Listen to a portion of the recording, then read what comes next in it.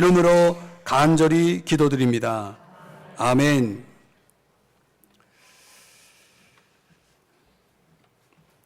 하나님이 빠르게 움직이시지 않는 것에 대해서 절망한 사람이 있습니다.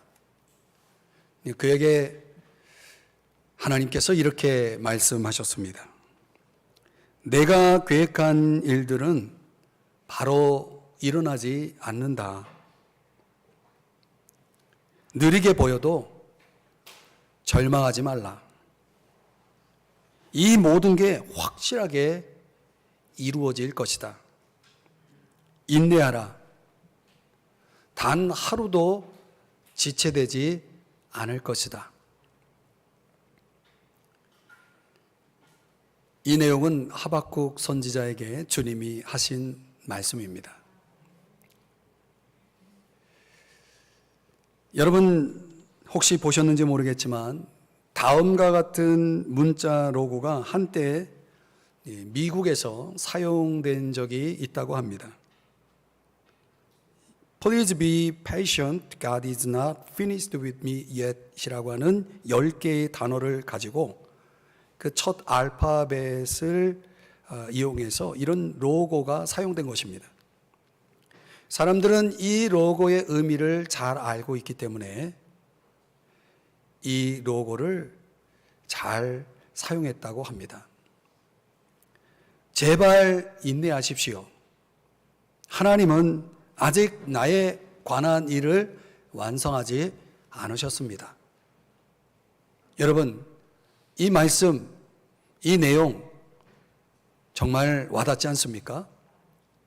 우리에게도 하나님은 우리에 관한 일을 아직 완성하지 않았기 때문에 우리는 계속 전진해야 하는 것입니다. 달팽이는 아주 강한 인내를 가지고 마침내 방주에 도착했다는 말이 있습니다. 인내가 참으로 중요한 것입니다. 오늘 성경에 보면 인내와 관련된 단어가 전체 6번이나 등장합니다. 물론 두 단어가 믹스되어 있는데요. 7절, 8절에는 길이 참으라라는 이 표현이 3번 나옵니다. 그리고 10절에는 오래 참음이라는 단어가 나오고요. 이 두 단어는 사실 똑같은 단어입니다. 마크로디메오라고 하는 이 원어를 사용하고 있는데 잘못에 대해 성급하거나 보복하지 않는 자제심을 가리킵니다. 11절에 가보면 인내라는 단어, 히포메노라고 하는 단어가 또 2번 나옵니다. 고난에 쉽게 압도되지 않는 기질을 일컫습니다. 그러니까 이 말씀대로라면 오늘 이 본문에서 인내에 대해서 굉장히 강조하고 있다는 것을 알 수 있습니다. 이미 야고보 저자는 1장 2절에서 4절의 말씀에 근거해 보면 인내를 온전히 이룰 때에 우리가 성숙함으로 온전함으로 이룰 수 있다라는 교훈을 하셨어요. 그런 말씀이 나오지 않습니까? 기억나십니까? 그러니까 위대한 영혼은 이런 고통의 시간을 거쳐서 성장한다는 말이죠.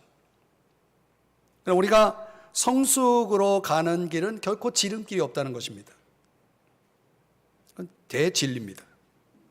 그런데 오늘 본문의 11절의 말씀에 보면 이 인내와 관련해서 아주 중요한 표현이 하나 나오는데 주께서 주신 결말, 이런 표현이 나옵니다. 주께서 주신 결말. 제가 주목하고 싶은 단어는 이 결말이라는 단어인데요, 텔로스라는 단어를 씁니다. 그 사전적인 의미는 종착, 결과, 궁극적인 목적이나 목표, 이런 뜻을 가지고 있는 단어입니다. 실제로 다른 영어 성경 번역본에 보면 주께서 주신 결말이라는 이 표현을 주님의 목적이라고 번역하기도 하고 주님이 최종적으로 달성하신 것, 이렇게 번역하기도 했습니다. 그래서 오늘 저와 여러분이 이제 함께 본문을 들여다보면서 우리가 주목해 보고 싶은 주제 제기는 과연 인내라는 것을 통해서 주님이 주시는 텔로스, 결과, 목표, 목적, 결론은 도대체 구체적으로 무엇인가입니다. 첫 번째는요, 주님의 재림을 맞이하는 것입니다. 7절 말씀에 보면 길이 참으라 라고 말씀을 합니다. 길이 참으라. 도대체 언제까지 그렇게 하라는 말입니까? 주께서 강림하시기까지. 주님이 언제 강림하시는데요? 몰라요. 그러나 분명히 오늘 성경은 가까이 왔다. 주의 강림이 가까이 왔다. 그때도 가까이 왔으니 지금 저와 여러분이 살고 있는 이 시대에 비춰볼 때 얼마나 더 가까이 왔겠습니까? 그렇죠? 그럼 왜 성경은 우리에게 주님이 강림하시기까지 참아야 한다라고 말씀할까요? 그 이유가 뭘까요? 그것은 주님이 강림하실 때 분명히 중요한 일들이 벌어진다는 거예요. 그 중요한 일이 뭐겠습니까? 우리가 당한 모든 일에 대해서 하나님께서, 주님께서 바로 잡으시겠다는 거예요. 갚아주시겠다는 거죠. 여러분, 당시 이 야고보서를 읽게 될 독자들의 상황이 그러했습니다. 그들은 여러 가지 이유로 인해서 고난과 역경 속에서 여러 가지 압박, 고통의 그 직면에 있었던 것이죠. 그들을 향해서 지금 성경은 길이 참아야 된다라고 강조하고 있는 것입니다. 길이 참으라는 말은 무슨 얘기냐면 너희들이 당한 것으로 인해서 되갚지 말라. 상대에게 되갚지 말라. 오히려 하나님께 순종하는 자세를 가지고 살아야 된다라고 강조한 것입니다. 그러면서 여전히 너희들이 해야 할 일들, 그것이 무엇입니까? 주님을 섬기는 일이고 이웃을 돌보는 일이고 어려운 사람 돌보는 일이고 계속해서 주의 복음을 전하는 일, 그 일, 여전히 해야 할 그 일에 힘써야 한다라는 차원에서 길이 참으라고 말씀한 거죠. 이것을 위해서 8절에서는 뭐라고 말씀하냐면 다 같이 8절을 자막을 보면서 읽어볼게요. 시작. 너희도 길이 참고 마음을 굳건하게 하라. 주의 강림이 가까우니라. 아멘. 여기도 길이 참으라고 또 말하고 있죠. 주의 강림이 가까우니까. 그런데 우리가 길이 참기 위해서는 무엇이 필요하냐면 마음을 굳건하게 하라. 이게 필요하다는 거예요. 원어로는 스테리조라고 하는 단어입니다. 그러니까 확고부동하게 그 마음이 고정되어 있는 것을 얘기합니다.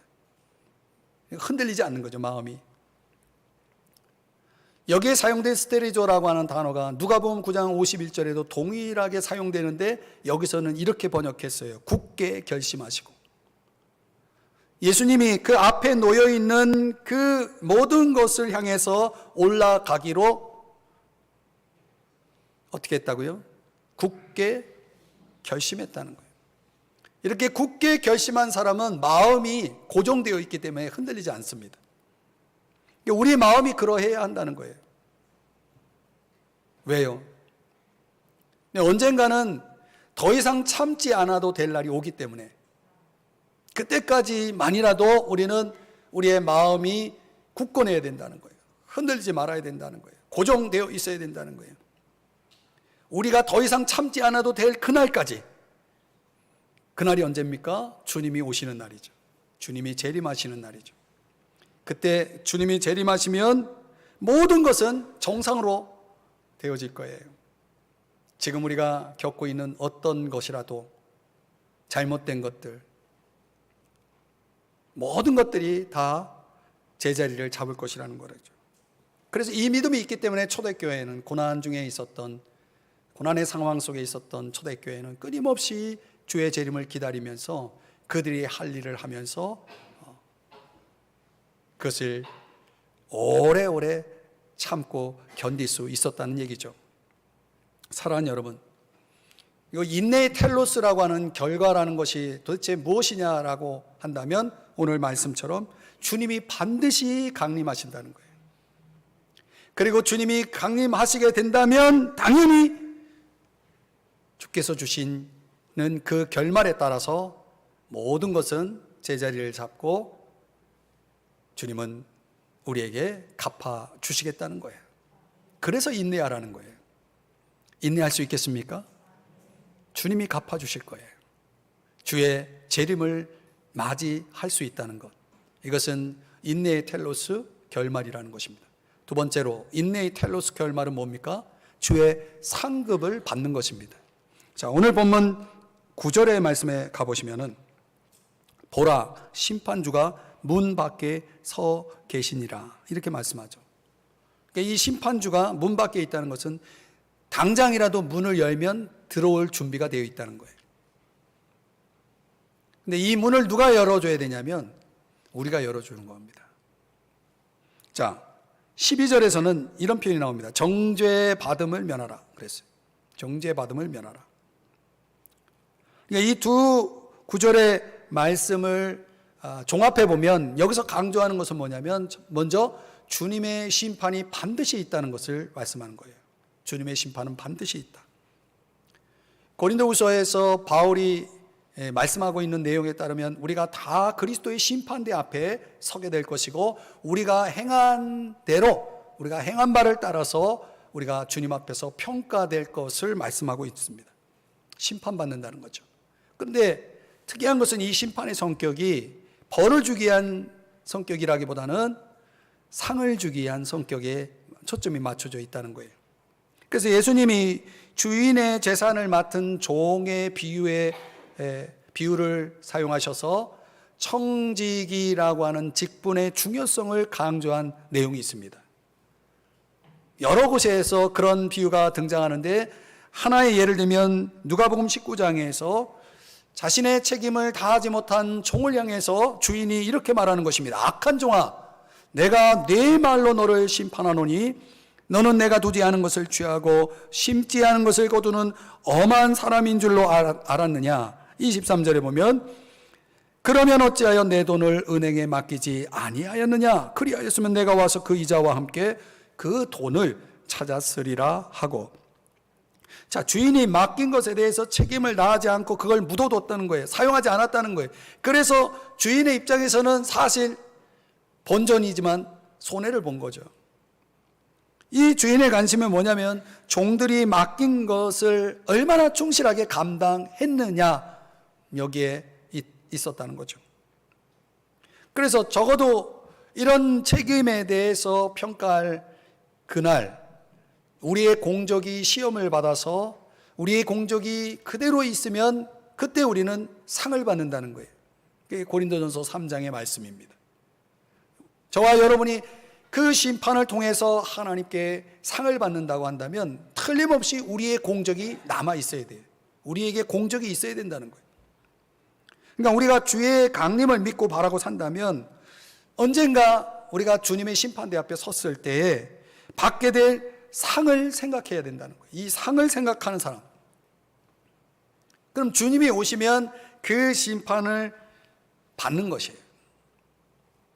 또 오늘 이 9절과 12절에서 말씀하는 두 구절에서의 강조점은 심판이 반드시 있을 것과 동시에 그 심판을 통해서 주님은 우리를 칭찬할 거리를 찾으시겠다는 거예요.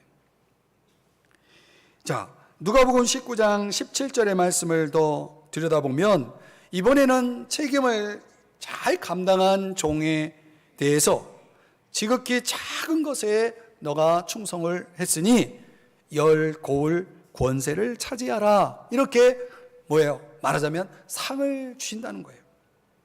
그러니까 이 심판주이신 주님은 우리에게 칭찬할 거리를 발견했을 때 주저없이 즉각적으로 이렇게 크게 칭찬을 하시는 겁니다. 그러니 여러분, 주님이 다시 오실 때 저와 여러분이 어떻게 하면 그분의 발 아래 우리가 정말 지속적이고 영원한 가치를 그분 앞에 드릴 수 있을지를 우리는 항상 고민하고 생각하면서 거기에 합당하게 살아야 된다는 거예요.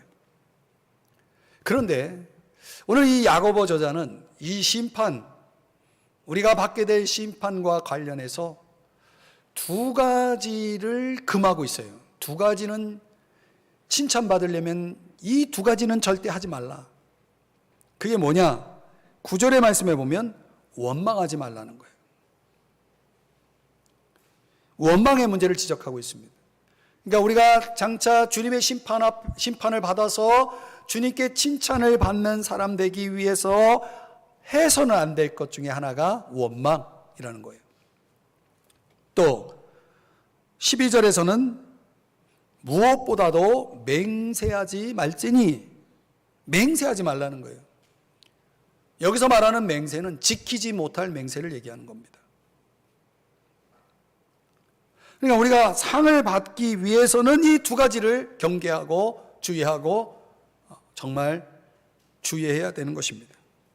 그런데 이 두 가지를 어긴 사람의 이야기가 성경에 나오는데 그가 바로 베드로입니다. 베드로는 자신이 어떤 궁지에 몰리고 시험을 받는 상황에서 예수님을 3번 부인하면서 저주하고 비방하고 맹세까지 했어요.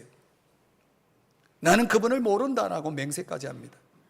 그러나 그 사건이 있기 바로 직전에 이 베드로가 뭐라고 맹세를 했냐면, 다 주님을 버릴지라도 나는 절대 주님을 떠나지 않겠습니다 라고 맹세를 했다는 거예요. 그런데 이 맹세를 지키지 못했어요. 여러분, 이 지키지 못할 맹세를 베드로가 했다는 것입니다. 베드로의 약점이 뭐냐면 말이에요, 말. 그가 긴장을 하고 그가 어떤 어려운 상황에 직면했을 때 자신이 가장 취약한 그 약점이 노출이 된 거죠. 여러분, 우리가 일상 속에서 종종 일어나는 일들이 있죠.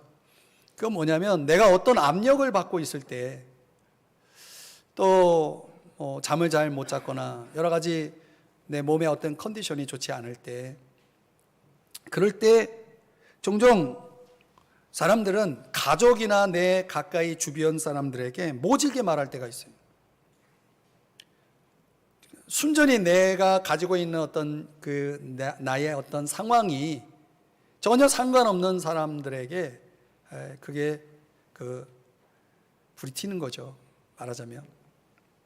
그러니까 다른 누군가가 우리에게 잘못하고 또 누군가가 내 하루를 망쳤을 때 애매한, 아주 상관이 전혀 없는 사랑하는 사람에게 그것을 쏟는 거예요. 내 속에 그런 어떤 불편한 감정들을 쏟는 것입니다. 그때 우리가 많이 하는 게 뭐예요? 원망하고 그러는 거죠. 마태복음 7장 1절에 말씀하기를 비판을 받지 않으려면 비판하지 말라라고 말씀하지 않습니까? 그러니까 우리가 누구를 비판하고 원망하려 할 때 절대적으로 우리가 기억해야 될 것은 우리가 주님 앞에 심판을 받을 것을 기억해야 됩니다. 왜냐하면 우리가 한 모든 말과 행위가 다 그분의 평가를 받게 될 것이기 때문입니다. 그래서 피터 데비스라고 하는 사람은 종말에 가까움은 죄인들의 심판을 고대하는 자극제만 아니라 우리의 행동을 돌아보게 하는 경고이기도 하다, 이런 말을 했습니다. 그러니까 우리가 주님이 가까이 오고 계시다라고 하는 이 신앙은 우리를 향한 경고이기도 하다는 거죠. 그러니까 말과 관련해서 절대 여러분, 우리가 내가 어떤 어려운 상황 속에 있을 때 다른 사람에게 원인을 돌리고자 하는 비방의 태도를 절대로 가져서는 안 됩니다. 그렇게 반응하는 것은 앞으로 주의 심판 앞에 상을 받아야 될 사람으로서 합당하지 않다는 거예요. 또 중요한 거는 지키지 못할 헛된 맹세를 하지 말라는 거예요. 그리하여야 9절에 보니까 심판을 면하리라 라고 말씀했어요. 그러니까 우리가 상을 받기 위해서, 칭찬을 받기 위해서는 그게 필요하다는 거죠. 그러니까 우리가 할 일은 뭐냐면 그 상황 속에서, 내가 처한 상황 속에서 인내하는 거예요. 그러니까 언제라도 주의 심판대 앞에 내가 섰을 때 그분이 기꺼이 나를 칭찬하실 만한 삶을 준비하면서 내가 해야 할 일들 열심히 하면서 사는 것, 바로 그것이 우리에게 필요한 것이라는 거죠. 인도의 시성 타고르가 그 유명한 시의 한 대목에서 이렇게 고백하지 않습니까? 죽음이 나의 문을 두드릴 때 나는 생명이 가득 찬 광주리를 당신에게 드리고 싶습니다. 생명의 광주리. 과연 우리가 주님 앞에 섰을 때 주님 앞에 내어드릴 수 있는, 주님이 칭찬하실 만한, 주님께 상을 받을 만한 그런 어떤 열매의 광주리가 있느냐는 거죠. 그분에게 드릴 수 있는 그 생명의 광주리가 있는가? 사랑하는 여러분, 그렇기 때문에 저와 여러분이 절대적으로 상을 받기 위해서는 우리는 이 말을 조심해야 됩니다. 원망하지 말아야 됩니다. 헛된 맹세를 하지 말아야 됩니다. 적어도 우리는 진리를 마음에 가지고 살아가는 사람이기 때문에 우리는 하나님 앞에서도 진실해야 되고 정직해야 되고 또 사람 앞에서도 정직해야 되는 것입니다. 그런 진리에 대한 헌신이 있을 때 과연 내 속에 진리가 있다라고 말할 수 있는 것입니다. 또한 농부가 풍성한 수확을 위해서 그냥 마냥 기다리고만 있지는 않죠. 얼마나 바쁩니까? 할 일이 얼마나 많습니까? 똑같아요. 우리 그리스도인들도 주의 재림을 기다리고 주의 심판을 기다리며 주님께 상을 받기 위해서 해야 할 일이 많아요. 그 해야 할 일이라고 하는 것은 주님이 우리에게 맡기신 일에 대해서 우리가 책임을 다하는 거예요. 여러분, 주님이 여러분에게 주신 것을 가지고 여러분 무엇을 하고 계시나요? 여러분 구원을 받았습니까? 그렇다면 그 구원을 가지고 그 받은 구원 안에서 여러분들은 얼마나 하나님을 기쁘시게 하고 있습니까? 그분을 얼마나 닮아가고 있나요? 여러분 성령을 받았습니까? 성령 안에서 여러분들은 얼마나 성숙해져 가고 있나요? 여러분 성경을 받았습니까? 그렇다면 그 성경을 여러분 더 깊이 이해하고 깨닫기 위해서 얼마나 시간을 갖고 계시나요? 복음을 받았습니까? 그 복음을 여러분의 이웃을 위해 얼마나 나누고 계시나요? 달란트가 있습니까? 그 달란트를 주님의 영광을 위해서 얼마나 바치고 있습니까?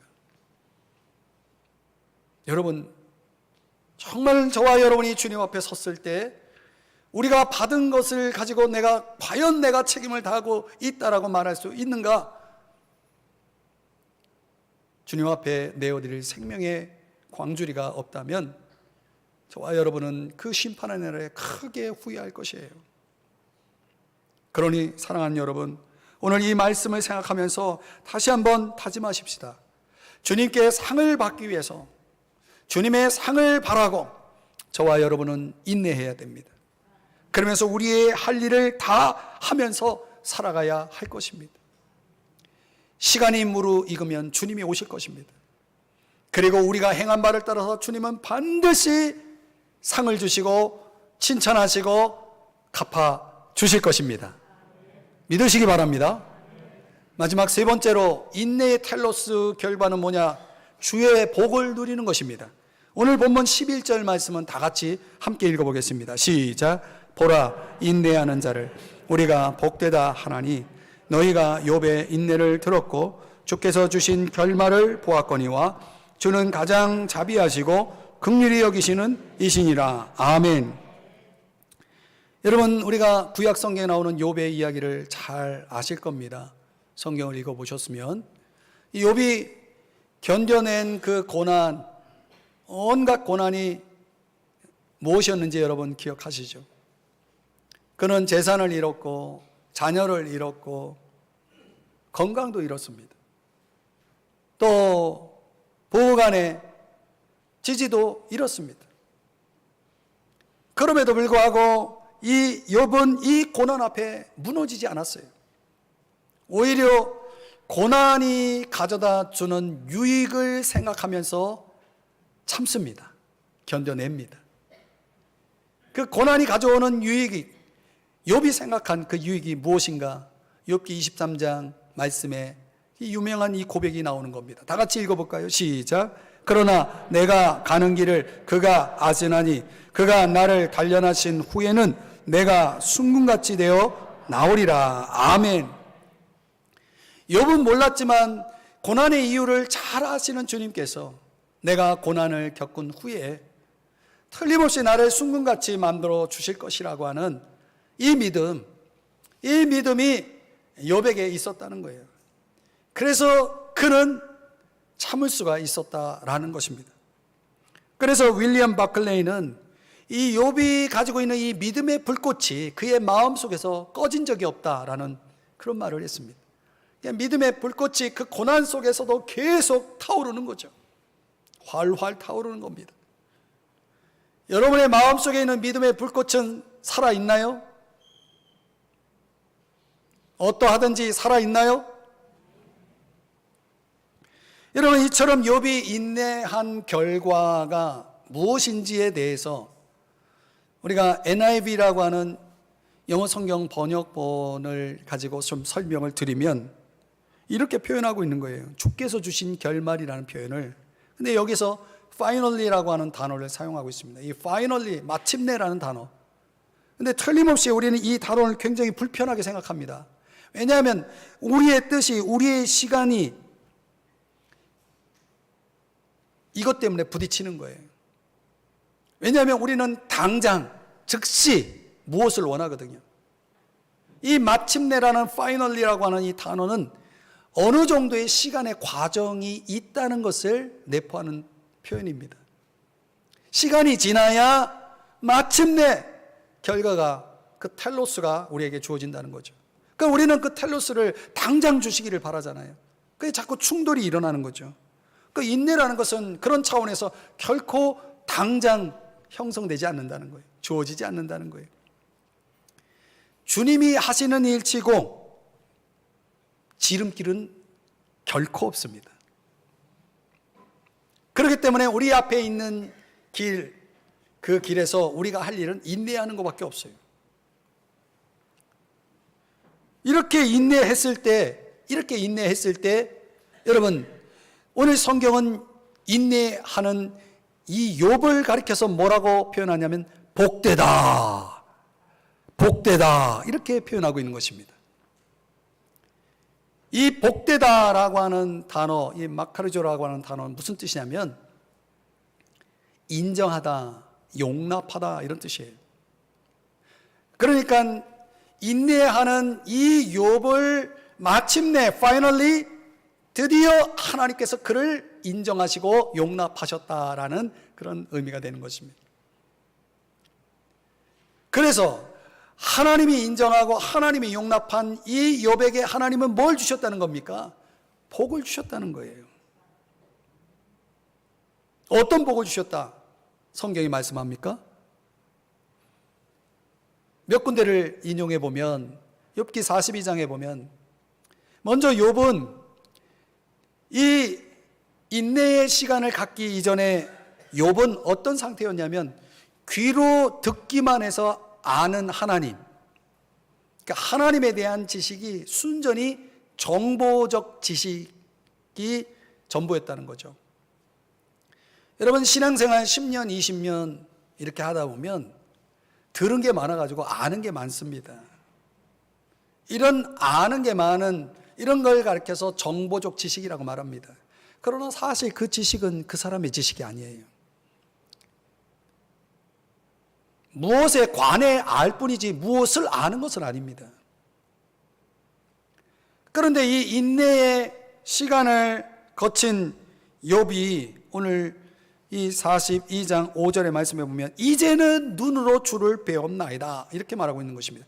그러니까 하나님에 대한 생생한 살아있는 경험적인 지식을 갖게 되었다 이런 뜻이에요.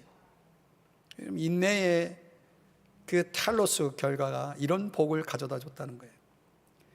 여러분, 우리가 신앙생활하면서 하나님에 대한 이런 생생한 지식을 가지고 있는 사람과 그렇지 않은 사람들의 신앙생활은 정말 천지차이입니다. 우리가 이 복을 받아야 됩니다. 이 복이 있어야 됩니다. 그래야 진짜 하나님을 믿습니다. 그래야 진짜 하나님과 동행합니다. 아, 하나님이 정말 계시다니까요.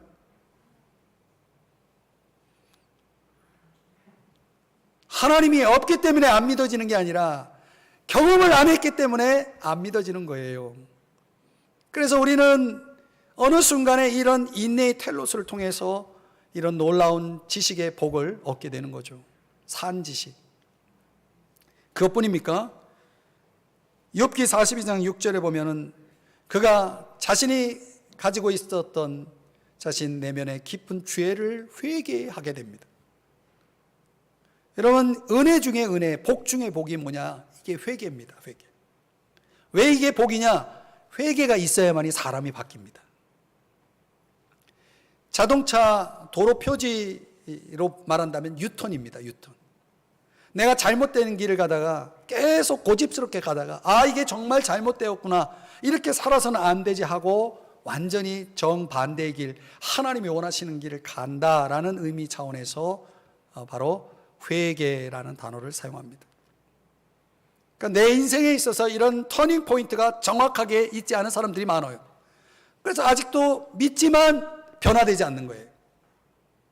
돌아서지 않으니까. 믿어도 내가 계속 하던 대로 사는 거예요. 그러면 아무런 일도 일어나지 않습니다, 여러분. 욥은 그런 회개가 있었기 때문에 그에게는 완전히 다른 인생을 이제 시작하게 되는 거죠. 이 인내의 텔로스로 주님이 욥에게 주신 축복입니다. 그뿐입니까? 하나님의 뜻을 깊이 깨닫게 돼요. 특별히 세 친구들이 와가지고 아무리 고난에 대해서 여러 가지 신학을 늘어놓지만 그 모든 것들은 하나님의 생각과 전혀 달랐다는 거죠. 하나님이 이 고난을 통해서 이루고자 하는 목적, 하나님의 뜻이 무엇인지 욥은 밝히 깨닫게 됩니다. 여러분, 우리가 신앙생활하면서 정말 하나님의 뜻을 물을 때가 많아요. 알고 싶을 때가 많아요. 그러나 실제로 모릅니다. 그러나 욥은 알았다니까요. 이게 얼마나 복입니까? 이런 복을 누렸다는 거예요. 거기에다가 하나님을 온전히 의지하는 사람이 됩니다. 전적으로 하나님을 의지하는 사람이 되면서 하나님께서 이 세상에서 누릴 수 있는 번영의 축복을 갑절로 주십니다. 여러분, 성경은 우리가 이 세상에서 복을 누리는, 번영의 복을 누리는 것을 죄악시하지 않습니다. 정죄하지 않습니다. 그것은 하나님의 주시는 우리에게 분복 중에 일부분이기 때문에 우리는 얼마든지 번영의 복을 누릴 수 있는 것입니다. 하나님이 주신 이 번영의 복을 이미 누리고 계시는 분도 있죠. 욥은 이 인내의 텔로스를 통해서 그 복을 얻게 된 것입니다. 그러나 제가 말씀드리고 싶은 가장 큰 복이 있습니다. 그것은 바로 욥이 하나님 아버지의 마음을 배웠다는 것입니다. 하나님 아버지, 그분은 이 고난 속에서 도대체 어떤 분이었는가라는 그 사실, 그 물음 속에서 욥은 괴로웠습니다. 욥은 너무나 마음이 아팠습니다. 하나님이 도대체 왜 나를 이렇게 다루시는지 그는 이해할 수 없었습니다. 하나님의 마음을 이해할 수 없었습니다. 하나님의 사랑을 알 수 없었습니다. 하나님의 긍휼이 무엇인지 몰랐습니다. 그러나 그는 이 인내의 텔로스를 통해서 하나님의 마음을 깊이 배우게 됩니다. 하나님의 성품을 담게 된 것이죠. 여러분, 이것이야말로 복 중의 복이 아니겠습니까? 사랑하는 여러분, 오늘 저와 여러분이 살아가면서 하나님 앞에서 과연 인내의 텔로스, 주님이 우리에게 주시는 궁극적인 복, 그 복이 오늘 저와 여러분에게도 있어야 되지 않겠습니까? 그러니까 우리가 인내해야 된다는 거예요. 인내하면 우리는 주님을 아는 생생한 지식을 갖게 될 것이고, 인내하면 우리는 주님이 원하시는 하나님의 사람이 되어 있을 것이고, 인내하면 주님이 우리에게 우리가 있기를 원하시는 자리에서 하나님은 바로 그분이 주시는 복을 누리게 하실 것을 믿으시기 바랍니다. 이 복을 우리는 다 받아야 되는 것입니다. 성경에 보면 선지자 예레미야의 이야기가 나오는데요. 그는 대적에 의해서 점차 파괴되고 자기 연민에 빠지게 됩니다. 죽음에 스스로 굴복하려고 하는 그런 상황까지 가게 되었습니다. 그는 하나님께 받은 소명을 버리고 주저앉기 직전이었습니다. 그때 이 중요한 순간에 하나님께서 예레미야에게 이 음성을 들려주십니다. 이 말씀의 내용인즉 사람들과의 경주에서도 이렇게 피곤해하면 앞으로 말들과는 어떻게 경주하겠느냐, 이 말씀입니다. 사람과의 경주에서도 버거워한다면 어떻게 말들과 경주할 수 있겠느냐. 어느 날 제가 지치고 절망하고 있을 때 아내가 성경 통독을 하다가 하나님이 우리에게 주신 말씀이라 해서 이 말씀을 저에게도 들려주었습니다.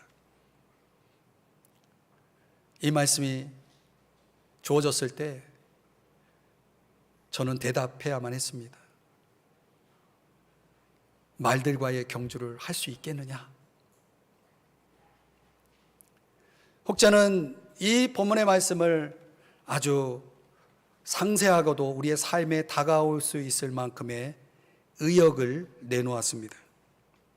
예레미야야, 그래 인생은 고해와 같단다.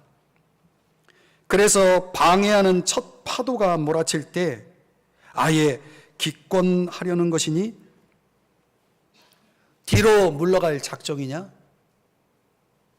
넌 조심조심 살 생각이냐? 용감하게 살 생각이냐?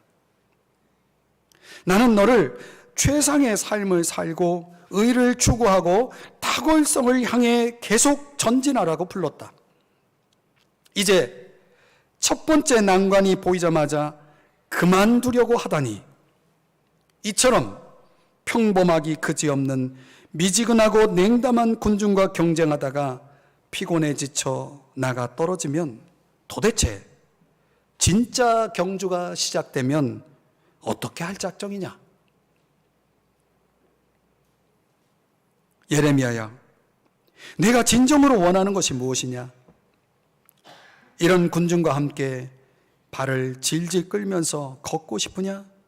아니면 말들과 함께 힘차게 경주하고 싶으냐? 주님이 예레미야에게 이렇게 물었다는 것입니다. 예레미야가 대답했습니다. 주님, 말들과 함께 경주하겠습니다. 말들과 함께 경주하겠습니다. 여러분의 생각은 어떻습니까? 여러분의 대답은 어떻습니까? 말과 함께 경주할 준비가 되어 있나요? 나태주 시인의 시 가운데 이런 시가 있습니다. 내게도 꽃 필 날 있을까? 그렇게 묻지 말라. 언제든 꽃은 핀다. 문제는 가슴의 뜨거움이고 그리움, 기다림이다. 여러분, 우리에게도 이런 그리움과 기다림이 필요하지 않을까요? 성 어거스틴이 말하기를 인간의 인생이라는 것은 시련의 인생의 연속이다라는 말을 했습니다. 여러분, 시련이 끝난 날이 있나요? 시련이 없던 날이 있었나요? 제가 볼 때는 없었어요. 저 유명한 역사가 아놀드 토인비의 말을 빌리면 현실이라는 것은 하나님의 뜻 안에 달린 것이다 라고 말하면서, 그렇기 때문에 우리에게 벌어지는, 우리의 삶에 일어나는 모든 것들은 의미 없는 삶이란 없다, 의미 없는 삶이란 없다라고 그렇게 역사적 성찰을 내놓았습니다. 그렇다면 여러분, 오늘 성경이 말하고 있는 이 말씀대로 우리가 길이 참아야 할 이유가 분명해지지 않습니까? 의미 없는 삶이란 없기 때문에 우리의 인생에, 시련의 인생이 끝나지 않을 것 같이 계속될지라도 그 의미를 우리가 발견한다면 우리는 그 경주를 멈추지 않을 수 있는 거죠. 계속해서 인내의 경주를 할 수가 있는 것이겠죠.